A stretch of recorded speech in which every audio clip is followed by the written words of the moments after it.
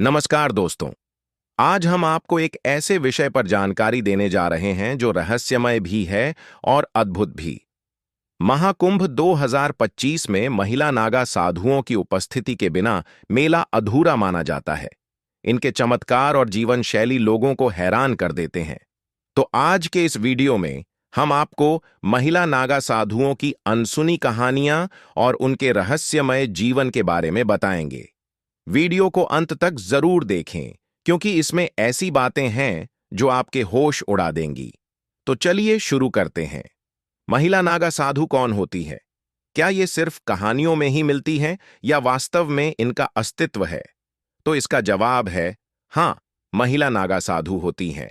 ये महिलाएं सांसारिक मोह माया को त्याग कर पूरी तरह से भगवान की शरण में चली जाती हैं। इनका जीवन तपस्या और साधना में व्यतीत होता है। ये साध्वी पुरुष नागा साधुओं की तरह ही कठिन साधना करती हैं, लेकिन समाज में इनके बारे में बहुत कम जानकारी है, क्योंकि ये अपने चमत्कारों और रहस्यों को गुप्त रखती हैं। महिला नागा साधु बनने का सफर बेहद कठिन और लंबा होता है। सबसे पहले महिलाओं को 10 से 15 साल तक कठोर ब्रह्मचर्य का पालन करना पड़ता है। इस दौरान उनके गुरु उनकी हर गतिविधि पर नजर रखते हैं। जब गुरु संतुष्ट हो जाते हैं कि महिला ब्रह्मचर्य और तपस्या के योग्य है, तभी उन्हें नागा साधु बनने की अनुमति दी जाती है। इस प्रक्रिया में कई चरण शामिल होते हैं। सबसे पहले महिला को अपने परिवार और संसार से पूरी तरह से अलग होना पड़ता है। उनका मुंडन होता है और खुद का पिंडदान करना पड़ता है। इसका मतलब है कि वे अपने सांसारिक जीवन को समाप्त कर देती हैं। इसके बाद महिला साध्वी कई सालों तक साधना करती हैं। उन्हें कठोर जीवन शैली अपनानी पड़ती है, जिसमें ठंड, गर्मी और बारिश के बावजूद सिर्फ एक भगवा कपड़ा पहनने की अनुमति होती है।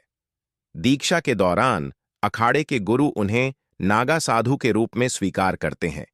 इस प्रक्रिया में उनके शरीर के एक हिस्से को निष्क्रिय किया जाता है, जिससे वे वासना से मुक्त हो जाती हैं।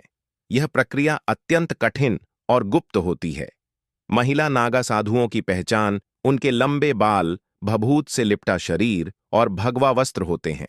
वे दिन रात भगवान शिव के जाप में लीन रहती हैं। सुबह जल्दी उठकर गंगा स्नान करती हैं और फिर पूरे दिन तपस्या करती हैं। इनके जीवन का हर पल भगवान को समर्पित होता है। हालांकि इन्हें पुरुष नागा साधुओं की तरह पूरी तरह नग्न रहने की अनुमति नहीं होती।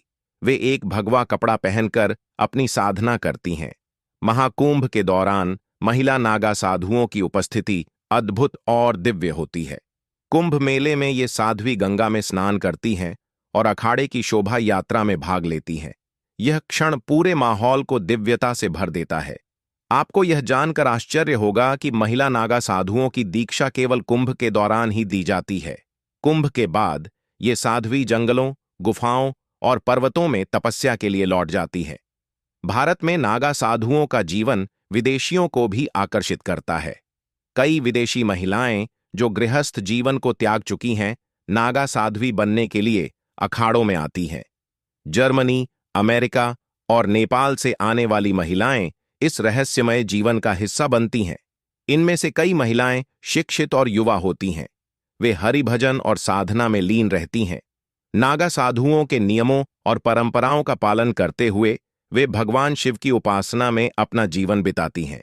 क्या आपने कभी सोचा है कि नागा साधु कुंभ मेले के अलावा कहाँ रहते हैं? इनका अधिकांश समय हिमालय और जंगलों की गुफाओं में तपस्या करते हुए व्यतीत होता है।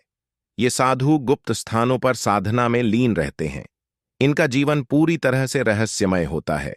वे अपनी पहचान छुपाकर जंगलों और पर्वतों में घूमते हैं। कुछ नागा साधु झुंड में रहते हैं, जबकि कुछ अकेले। इनका जीवन कठिनाइयों से भरा होता है, लेकिन उनकी साधना उन्हें हर चुनौती से लड़ने की ताकत देती है। तो दोस्तों, यह थी महिला नागा साधुओं के रहस्यमय जीवन की एक झलक। इनका जीवन हमें सिखाता है कि समर्पण और तपस्या से हम अपने जीवन को दिव्यता और शांति से भर सकते हैं।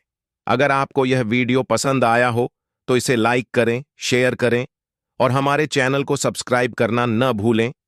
कमेंट में हर हर महादेव जरूर लिखें। मिलते हैं अगले वीडियो में। धन्यवाद और नमस्कार।